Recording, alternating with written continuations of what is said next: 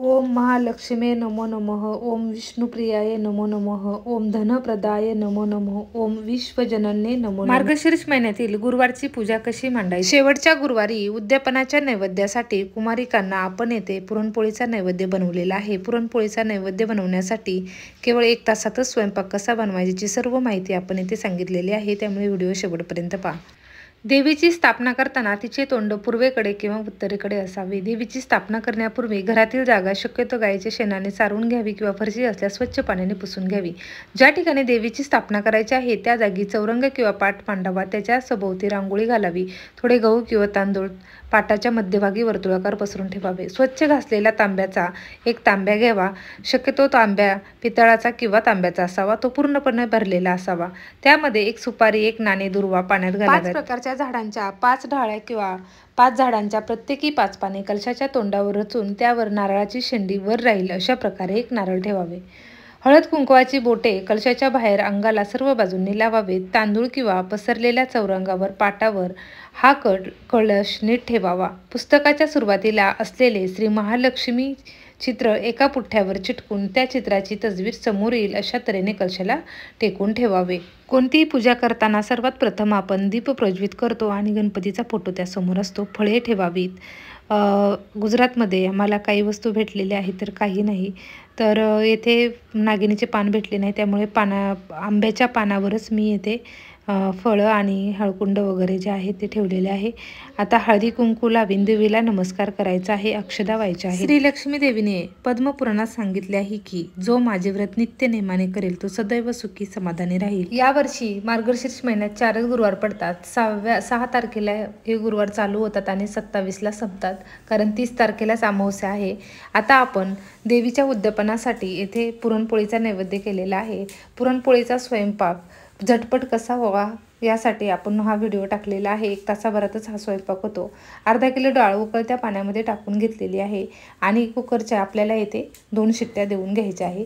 डाळ शिजेपर्यंत दुसरीकडे आपल्याला लगेचच कणिक मळून घ्यायचे आहे। पीठ सोजीच्या चाळणीने चाळून घ्यायचे आहे, जेणेकरून ते छान व्यवस्थित चाळले जाईल, त्याच्यामध्ये चाळण राहणार नाही। चवीपुरते मीठ टाकून घ्यायचे आहे आणि चपातीचे जसे पीठ मळते त्यापेक्षा थोडेसे सॉफ्ट पीठ आपल्याला इथे मळून घ्यायचे आहे, कारण पुरणपोळीसाठी सर्वात महत्त्वाचे म्हणजे कणिक जर व्यवस्थित परफेक्ट मळलेली असेल तर पुरणपोळी चांगली होते। कणिक मळताना आपण येथे मैद्याचा वगैरे वापर बिलकुलही केलेला नाही, फक्त गव्हाच्याच पिठाची आपण पिठावरती ही पुरणपोळी बनवणार आहे। कणिक साईडला झाकून ठेवायची आहे।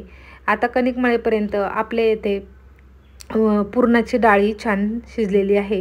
तुम्ही पाहाल 2 शिट्ट्यामध्ये एकदम परफेक्ट डाळ शिजते। आता ही डाळ आपल्याला येळून घ्यायची आहे, म्हणजेच डाळ एका साईडला काढायची आहे आणि पाणी त्याचे एका साईडला काढायचे आहे, त्याच पाण्याला भिजवणे असे म्हणतात। अर्धा किलो डाळीसाठी येथे 1 पाव गूळ वापरलेला आहे। गूळ ऑर्गॅनिक वापरलेला आहे, काळा गूळ आपण येथे वापरलेला आहे। आता पुरण आपल्याला परतून घ्यायचे आहे। पुरण एका साईडला परतायला ठेवायचे आहे आणि दुसरीकडे लगेचच आपल्याला आमटीचे वाटण काढून घ्यायचे आहे। यामध्ये थोडीशी सुंठ पावडर आणि जायफळ आपण इथे टाकणार आहे। गुळाचे आणि जायफळाचे कॉम्बिनेशन छान लागते आणि पोळेही आपल्या चवीला छान होतात, त्यामुळे आपण थोडेसे जायफळ येथे किसून टाकलेले आहे। जायफळाची पावडर शक्यतो वापरायची नाही, जेव्हा आपल्याला जायफळ वापरायचे आहे तेव्हाच ते किसून टाकायचे आहे, त्यामुळे त्याचा सुगंध कमी होत नाही। या पद्धतीने स्लो टू मिडियम हीटवरती 10 मिनिट आपल्याला हे पुरण छान ड्राय होईपर्यंत परतून घ्यायचे आहे। पुरण परतेपर्यंत दुसरीकडे आपल्याला आमटीचे वाटण काढून घेतलेले आहे। आमटीच्या वाटणासाठी आपल्याला इथे सुके खोबरे, भाजकी डाळ, कांदा, लसूण, पांढरे तीळ, कढीपत्ता हे घटक लागणार आहे। आता हे सर्व घटक मंद गॅसवरती आपल्याला छान खमंग होईपर्यंत भाजून घ्यायचे आहे। सर्वात प्रथम कांदा आपल्याला भाजून घ्यायचा आहे। कांदा भाजण्यासाठी जास्त वेळ लागतो, त्यामुळे दुसरीकडे पुरणाकडेही आपल्याला लक्ष द्यायचे आहे, कारण पुरण खाली लागण्याची शक्यता असते। पुरणही पटकन आपल्याला मधून हलवून घ्यायचे आहे। 2 गॅसवरती हे आपलं काम चालू आहे, एकावरती आमटीचे वाटण आणि दुसरीकडे पुरण परतण्याचं काम चालू आहे। कांदा छान ब्राऊन झाला की त्यामध्ये आपल्याला बाकीचे उरलेले घटक लगेचच भाजून घ्यायचे आहे। आमटीचे वाटण भाजण्यासाठी गडबड करायची नाही, मंद गॅसवरती खमंग खरपूस भाजून घ्यायचे आहे। जेवढी तुमचे वाटण चांगले भाजले जाईल तेवढी तुमची आमटी छान होणार आहे। आपण इथे बऱ्यापैकी सर्व वाटण व्यवस्थित भाजून घेतलेले आहे। हे वाटण मिक्सरच्या भांड्यामधून आपल्याला बारीक वाटून घ्यायचे आहे। दुसरीकडे आपले पुरणही ते छान परतलेले आहे. चाळणीच्या साह्याने या पद्धतीने पुरणही आपल्याला वाटून घ्यायचे आहे. हवं तर तुम्ही पाट्याचाही वापर इथे करू शकता, कारण पाट्यावरच्या पुरणपोळ्या तर चवीला फार अप्रतिम लागतात आणि व्यवस्थित पुरणही वाटले जाते. या पद्धतीने आपण इथे सर्व पुरण पेल्याच्या साह्याने वाटून घेतलेले आहे.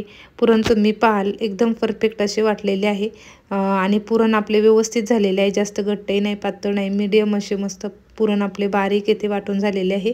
जितके पुरण तुमचे छान असेल तितक्या पुरणपोळ्या तुमच्या चांगल्या होणार आहे. आता आमटी करून घेऊ. पुरण ज्या भांड्यामध्ये शिजवलेले होते त्याच कुकरमध्ये आपण आमटी करून घेणार आहे. पुरणपोळीच्या स्वयंपाकासाठी भांडे भरपूर लागतात, त्यामुळे जवळजवळ तेच भांडे आपल्याला वापरायचे आहे. आता इथे काही खडे मसाले टाकून घेतलेले आहे. खडे मसाले टाकणे ऑप्शनल आहे. लाल तिखट, घरी तयार केलेला कांदा लसूण मसाला, त्यानंतर गरम मसाला, हळदी पावडर, तुमच्या आवडीनुसार मसाले आपल्याला इथे टाकून घ्यायचे आहे. सर्व मसाले अर्धा मिनिटभर आधी तेलामध्ये फ्राय करायचे आहे आणि नंतर वाटून घेतलेले वाटण यामध्ये टाकून घ्यायचे आहे. हे वाटण आपल्याला छान तेल सुटेपर्यंत वाटून घ्यायचे आहे. तोपर्यंत दुसऱ्या गॅसवरती लगेचच आपल्याला गुळवणी तयार करून घ्यायची आहे. आता गुळवणी काही भागामध्ये करतात तर काही ठिकाणी करत नाही, पण आमच्याकडे हे गुळाचं गुळवणी हे लागतंच. आपला मसाला तुम्ही पाहाल, मसाल्याला छान तेल येथे सुटलेले आहे. यामध्ये डाळीचे पाणी म्हणजेच आपण येळून घेतलेले जे पेजवणे आहे ते पेजवणे यामध्ये टाकून घ्यायचे आहे. याला पेजवण्याची येळवण्याची आमटी म्हणतात. ही आमटी फक्त पुरणपोळीच्या वेळेसच आपल्याला खायला भेटते आणि पुरणपोळीपेक्षा जास्त करून आमटी भातच जास्त खाल्ला जातो. हे पहा, या पद्धतीने हे सर्व घटक आपल्याला व्यवस्थित मिक्स करून घ्यायचे आहे आणि थोडेसे यामध्ये गरम पाणी टाकलेले आहे. गरम पाण्याने आमटीला चव चांगली येते आणि आपला वेळही वाचतो. चवीपुरते मीठ टाकून घेऊ. मीठ आपण सुरुवातीला टाकले नव्हते, कारण आमटीची क्वांटिटी पाहून आपण मीठ टाकलेले आहे, त्यामुळे मीठ शक्यतो शेवटीच आपण इथे टाकायचे आहे. 1-10 मिनिट ही आमटी मंद गॅसवरती आपल्याला छान उकळून घ्यायची आहे, जेणेकरून तिचा अर्क पूर्णपणे उतरला जाईल. आता दुसऱ्या भांड्यामध्ये लगेचच आपल्याला भात करून घ्यायचा आहे. भात सर्वात शेवटी करायचा, कारण तो लवकर थंड होतो. आणि कणिक पहा आपली इथे मस्त भिजलेली आहे. पिठाचा थोडासा गोळा काढून घेतलेला आहे. पुरण भरून उंडे तयार करून घेऊ. एक व्यक्ती असेल तर आपल्याला सर्वात प्रथम 4-5 उंडे तयार करून घ्यायचे आहे, कारण पुरणपोळी लाटायला भाजायला वेळ जास्त लागतो. जर तुम्ही सुरुवातीला 4-5 उंडे बनवून घेतले तर पटपट पुरणपोळ्या लाटल्या जातात, भाजल्या जातात, आपल्या गॅसची बचत होते. त्यामुळे सुरुवातीला आपण इथे 5-6 उंडे पुरणाचे करून घेतलेले आहे आणि हे करताना जेवढा आपला पिठाचा भाग आहे तेवढंच पुरण आपल्याला घ्यायचं आहे. समप्रमाणात जर घेतले तर तुमची पुरणपोळी बिलकुलही फुटणार नाही. पोळपटावरती थोडेसे कोरडे पीठ टाकून घ्यायचे आहे आणि उंडा आपल्याला हलक्या हाताने लाटून घ्यायचा आहे. उलटी पालटी करून 2-3 वेळा ही पुरणपोळी आपल्याला लाटून घ्यायची आहे. आपण येथे मैद्याचा वापर किंवा बेसन पिठाचा वापर बिलकुलही केलेला नाही आणि तेलावरही आपण ही पुरणपोळी लाटलेली नाही. फक्त पिठावरच जशी चपाती लाटतो सेम त्याच पद्धतीने आपण येथे पुरणपोळी लाटून घेतलेली आहे. तव्यावर तेल टाकून पुरणपोळी आपल्याला भाजून घ्यायची आहे. तुम्ही पाहाल एकदम मस्त अशी आपली टम्म फुगलेली पुरणपोळी येथे तयार झालेली आहे. दोन्ही साईडनी व्यवस्थित भाजून घ्यायची आहे. अशा पद्धतीने सर्व पुरणपोळ्या आपण इथे तयार करून घेतलेल्या आहे. अशा प्रकारे स्वयंपाकाचे जर नियोजन केले तर अवघड वाटणारा पुरणपोळीचा स्वयंपाक एक व्यक्ती आरामात 1 तासामध्ये पटपट करते. फक्त वेळेचे नियोजन करून स्वयंपाक आपल्याला त्या पद्धतीने करायचा आहे. हे पहा, एकदम मस्त अशा टम्म फुगलेल्या आपल्या इथे पुरणपोळ्या तयार झालेल्या आहे. आमटी भात, पुरणपोळ्या, गुळवणी, त्याचबरोबर कुरडई पापडी हे सर्व घटक आपले इथे एकदम परफेक्ट तयार झालेले आहे. आता आपल्याला संध्याकाळच्या उद्यापनाची तयारी करायची आहे. मी इथे कुमारिका बोलवलेल्या आहे. आपल्या ऐपतीप्रमाणे आपण इथे कुमारिका किंवा सुवासिनी जेवायला घालू शकतो. दुसऱ्या दिवशी आपल्याला विसर्जन करायचे आहे, तर आपल्याला स्नान करून दिवा लावून कलशातील पाणी तुळशीला ओतायचे आहे आणि हा नारळ जो आहे तो नारळ आपण प्रसाद म्हणून खायचा आहे.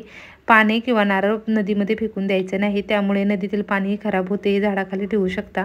हळदी कुंकू लावून तुळशीला नमस्कार करायचा आहे आणि फळेही प्रसाद म्हणून खाऊ शकता. हे फेकून द्यायचे नाही. हे व्रत घरामध्ये सुख शांती समाधान ऐश्वर्य मिळावे म्हणून करायचे आहे.